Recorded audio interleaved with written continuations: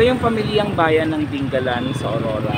At nakikita natin, third class municipality ito, pero marami talaga siyang tourist spots, tourist destinations. At syempre nabubuhay ekonomiya nila dito kasi ang negosyo ay buhay na buhay.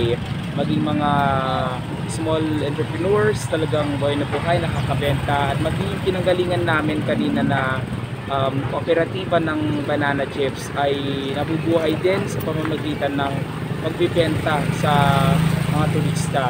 May isang anak doon ng miyembro ng kooperatiba na imbes na sumama sa amin na masyal dok sa may sapa, ay mas minabuti niyang magbenta na lang sa mga resorts kanina. So nung tinanong ko, pag uwi namin, nakita ko siya kung magkano yung kanya. Nasa 525 pesos yung kanyang tubo. Imagine lang oras lang yon, kinita na niya yon.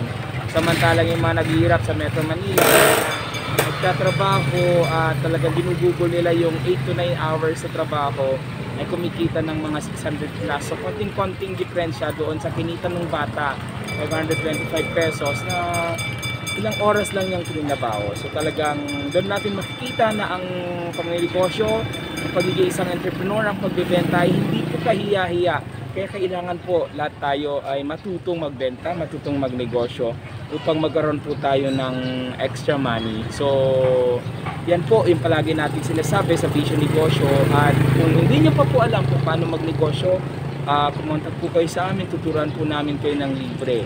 Ayan. At marami pa pong ibang mga nagtuturo ng pangninegosyo.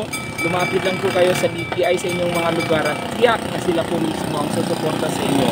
So, maraming salamat po. Ito po ang inyong Vision Negosyo na si Kuya Juan. At mentor po ako ng bayan. Sana po ay huwag kayong mahiyang lumapit. So maraming salamat po at palagi po sana kayong manood ng aking mga vlogs, mga contents. So yan, mag-subscribe na rin po kayo sa aming YouTube channel, Vision Negosyo ni Kuya Juan. Thank you!